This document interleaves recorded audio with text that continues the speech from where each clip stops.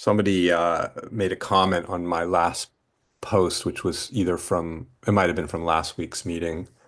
Um, I don't remember now, where I was talking about um,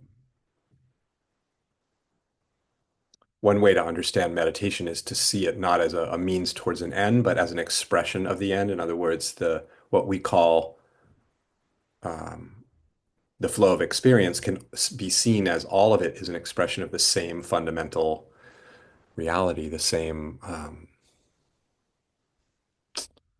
yeah, all expressions of this astonishing miracle of life.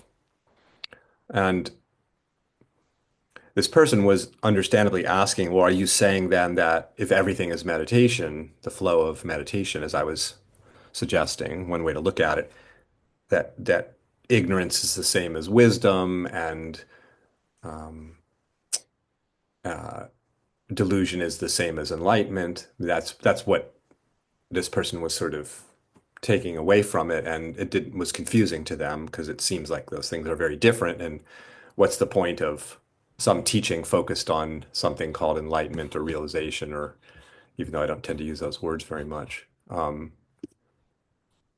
here, just letting some people in.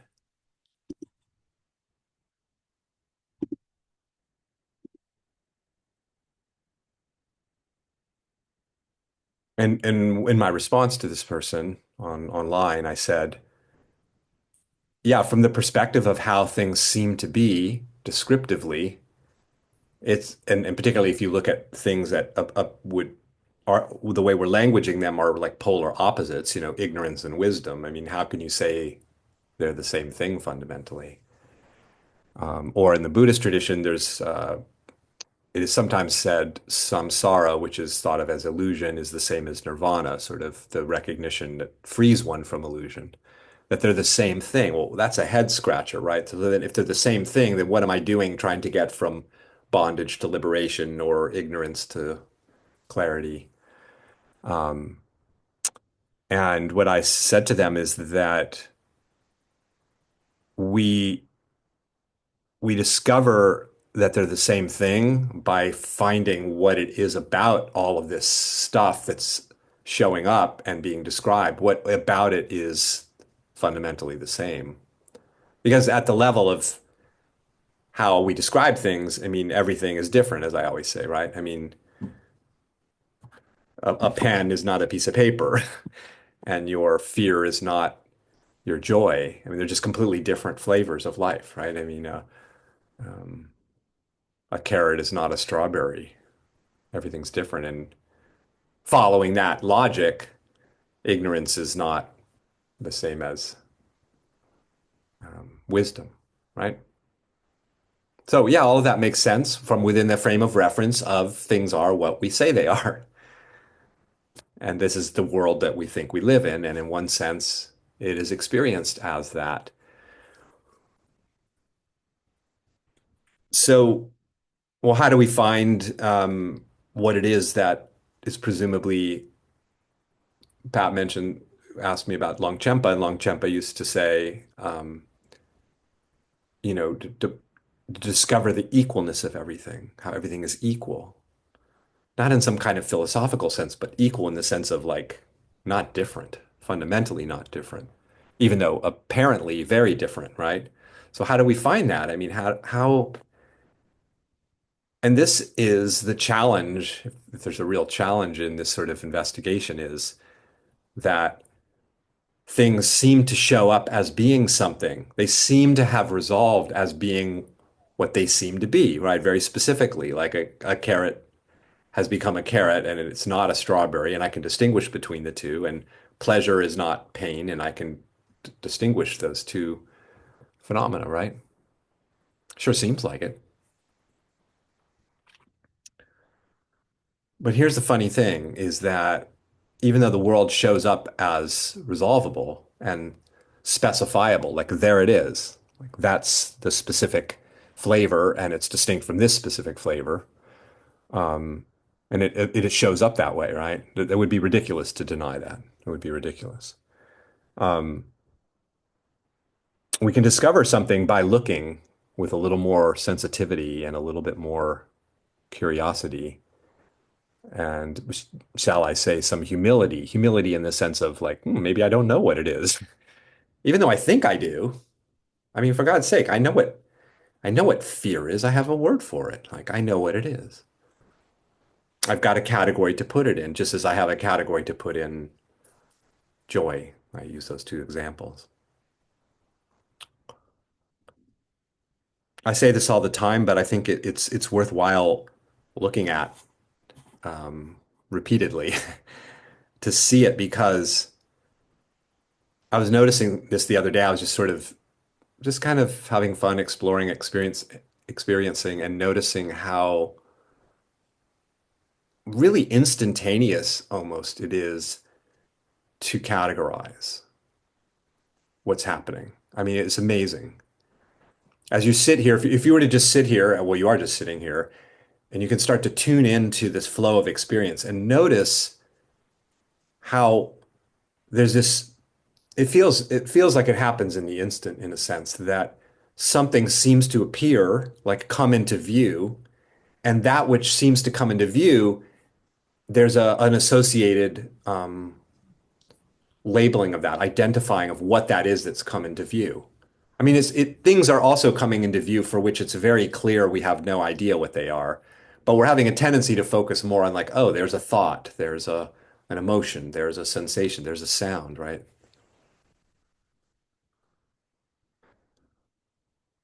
But as you're sitting here right now, I want to invite you to reflect on what I wrote um, in my little announcement I send out each Saturday about this meeting.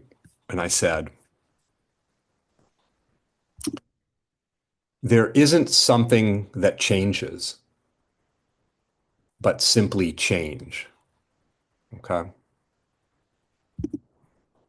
So here we are.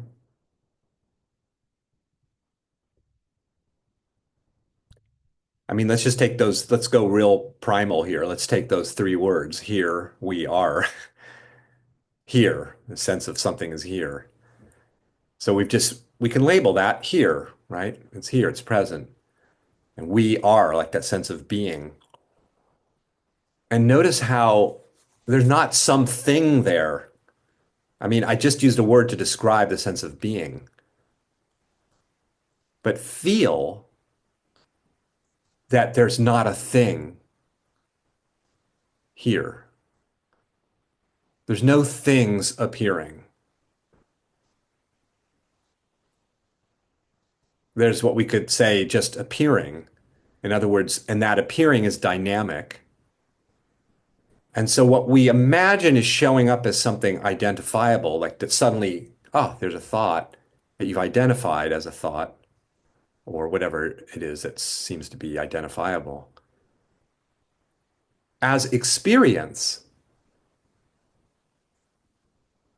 it never turns, it's not like the flow of experiencing turns into something and then that something changes. It's really not like that. Just feel your experience, the flow of this aliveness, this experiencing, and notice that it never becomes something. It never turns into a thing. The minute the conceptualizing mind identifies it and labels it, really even before that, in a sense, it's so instantaneous. You feel that it's just becoming.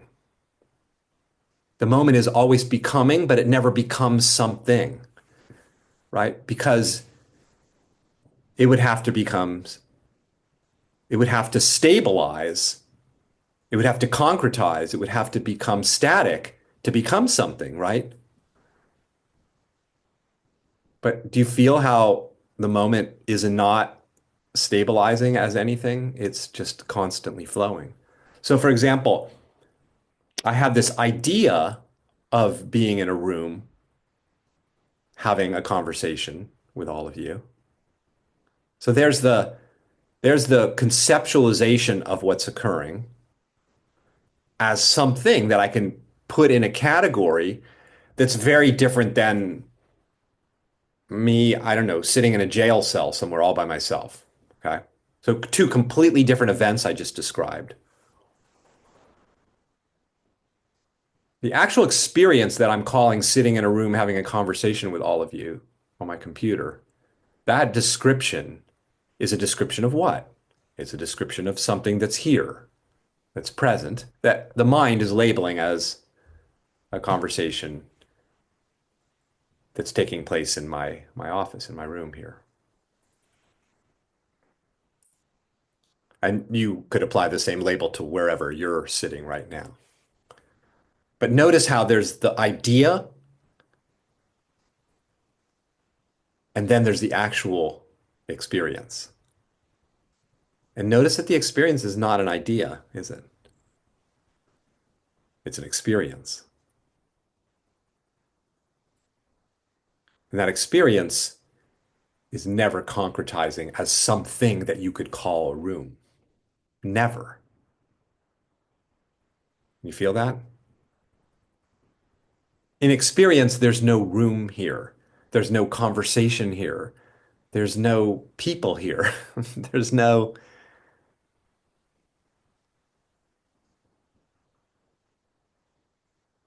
there's just a constant, there's this term open-ended, it's like it's open-ended. In other words, it's never closed down and becomes something you can go, oh, it's just, it's like an opening and that just keeps opening, opening, opening. It's not like something becomes something. Oh, then it opens up, becomes something else. Then it becomes something else. Then it becomes something else. It's not, it doesn't feel like that. The experience is not like that at all, is it? It just keeps opening, opening, opening, opening, endlessly opening.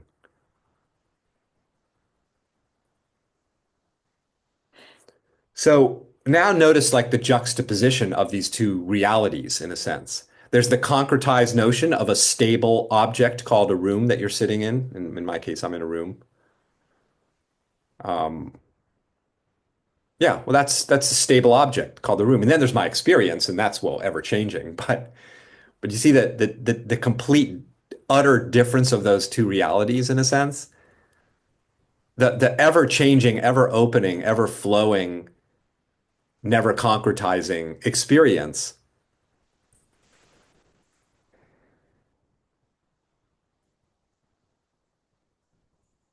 It's like,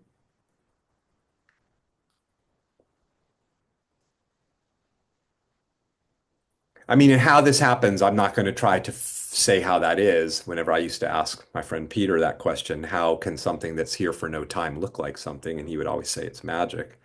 I think that's the best possible answer. Um, it's absolutely magical because it looks like you're seeing something, doesn't it?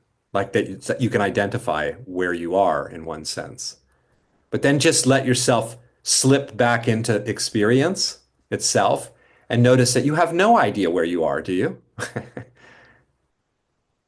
You're not in any place, you're not in any time, you're not in any location, you're not in any state, and you can't find you either that is in any presumed state.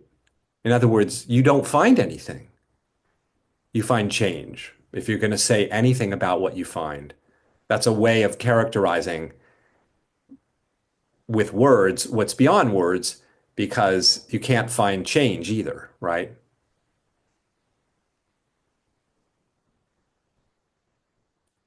It's weird because it feels like, in the most primal sense, the sense of being here now, we could say is like something's here. This unfindable, ever-changing dynamism that never becomes something shows up as something. That's its magic. It shows up as me sitting here. But the experience is never resolves as being something. Now, why does that matter? Well, it matters from the standpoint of if you're interested in what's true about reality, getting to the bottom of it, which we all seem to be, each in our own ways, hence our being here. But it's pragmatic and it's practical and it has incredible utility in one sense for the lives we seem to be living because we not infrequently have this sense of being caught up in things, right? And troubled by things and stressed by things and struggling to navigate the ups and downs of life and relationship and all of that's there, seemingly.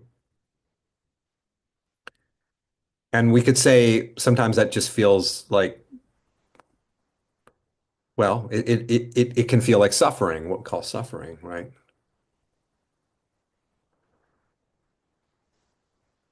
And limitation and lack and something's missing. So then we go on a search for that which is missing. But see, all of this comes out of the fantasy that we've been able to figure out that there is something here, and we can determine that what's here is not enough. It's somehow lacking. It's somehow, right? See how it all rests on definition? But when you realize nothing is definable because there's just this ever-opening transformation and morphing, you can't draw a conclusion about it, including that it's a problem to solve, you see? This is the only way to make sense, in my view, of this term you see here in the Tibetan tradition of the great perfection. What does that mean? It means it's free of problem, it's free of lack and limitation, and right, it's the great perfection. It's like it's not something. It's empty of thingness. But it has such potency, such creative, right? I mean, it's unbelievable. It's like constantly giving rise to what we call the moment. Here's the moment in living color, in all its, right, apparent. But if you feel the experience of it, it's like, wow, simultaneously, there's nothing here. And yet there's this that's here. And then there's nothing that's here because there's not a thing that I could grasp hold of. You're here, but I can't grasp hold of you and know what you are and determine what you are or what my experience is or what the world is or any of it. And yet here's the world, here's my experience, here is all of you. It could sound like crazy what I'm saying, but just look at your experience and feel it. Feel that um,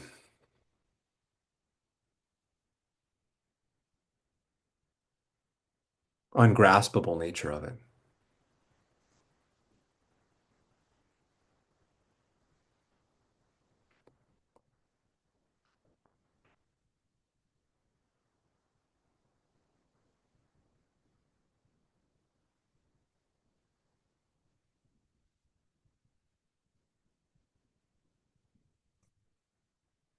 The flow of it,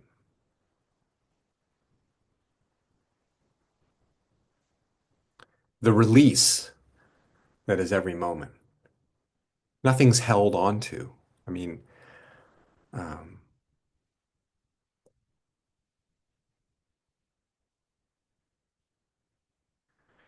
this is a possibly a weird, aside, but I've been watching this very interesting show called Severance, and it's very wild.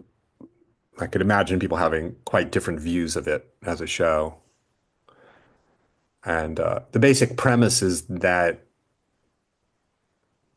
the it's unclear what time this is happening in because it looks like even like a few decades ago in terms of the period that it's happening in. But they've got this futuristic thing where they've they've developed a technology, a brain technology where you can, if you're not familiar with it, where you can have this thing inserted into the brain where you lose all memory. You create sort of two selves. One is your outside of work self, and then your inside of work self. And the inside of work self has lost all reference to the outside person, and vice versa. The person living out in the world, not at work, has no access to their work life. So that's the severing, right? And there's this kind of mysterious question as to why this is going on, like why people would be attracted to do this. And it seems like, at least where I'm at in watching it, that it's a way of dealing with pain for the person, because they can have this other existence where they have no access to the pain. So they're like freed of that pain while they're at work. They don't even know that they lost their spouse or whatever it is that they're grappling with, because they don't even have a spouse to have lost. So they're, in a sense, kind of free of the suffering of the non-work world for the 8 hours a day that they're at work, right? But somebody made a comment, this is why I'm bringing this up, was that there's something about the attraction to being having this other persona that isn't burdened by all the memory and all the pain and all the trauma, is that they are, it's like a return to innocence. And you can kind of feel that, like there's a kind of innocence in the people at work because they have no memory of their non-work life. And it occurred to me, this is all very fresh because I was reflecting on it, but it's like we don't have to have this severing procedure, what doesn't exist right now in humankind, but we don't have to have that to rediscover innocence. We have it right now. We have that innocence. And that innocence is exactly what I'm pointing to, which is that when you discover the experiential perspective, if you will, that's the rediscovery of innocence. Why? Because all the stuff that we seem to be carrying through time, our painful histories and our difficulties, whether those histories are from a conversation we had 5 minutes ago with our partner or our friend, or something we're carrying for decades from our family of origin, or whatever it is, all of that stuff is gone in every instant. So it's like in this show, it's like they've lost the frame of reference of their memory from the other, existence of outside of work. But you see, you don't have that frame of reference right now. It's gone. Do you see? It's gone. Now you still have it, of course. You have access to it. So we're unsevered. I have access to memory, to what I had for breakfast, to my aspects of my childhood and the flow of my life over the last decades that I've lived. I have all of that to the degree that I do, right? As do all of you. You have the frame of reference. You have the knowledge of your life history, you have the knowledge of what things are, right? All that's there. And then if you're actually with your experience, you're in the referenceless place where you don't know where you are, you don't know what anything is simultaneously. Because whatever, why do I say that? Well, because my frame of reference, here's the kind of severed, non-severed existence we're living, which is I know where I am. I'm in a room. In the experience part of me, there's no reference point. Why? Because what I'm calling a room has never become a room, because it's constant change, constant disappearing, constant vanishing. You see how there's no reference point? So that's why I said, I don't know where I am. I don't know what I am. I don't know what anything is, because this is unknowable. This is pure mystery. This is pure unresolvability, infinity, endlessness.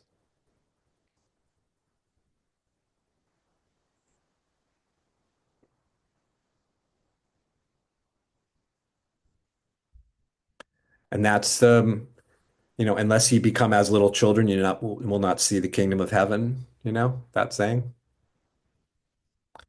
A very dear friend and her husband have been visiting this weekend and got to meet their now 5-month-old baby. And it's just pure innocence. There's no frames of reference yet. It's so open, that consciousness. You can just feel it. And that's why babies are we're seduced by babies because it's just they look in your eyes and it's just like there's no knowledge yet.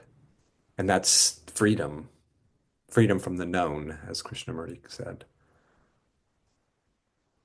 Because they're not carrying anything from moment to moment, because they're in that experiential place. They're in the non-conceptual still.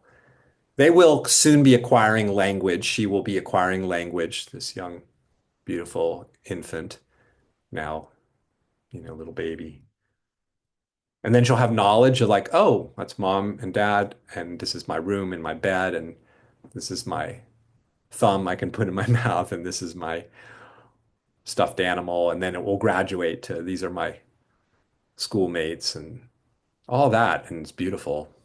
And we think we've lost the innocence of that initial kind of consciousness that's free of concepts, but we haven't, because this moment is utterly free of concepts. Because what we call concepts are not concepts, they are this unresolvable infinity. You see? So we're ever innocent in that sense. But we get to have both. The infant doesn't get to experience the world of concepts which and forms in the way that we do, which is an amazing thing. Like to be able to like speak as we are in these meetings is just an absolute miraculous gift. But it's also sometimes the source of our unrest and incredible even, pain and discomfort that can arise, which is all part of life, but it's not the whole story. There's something that's free always. Reality is free, free of being anything,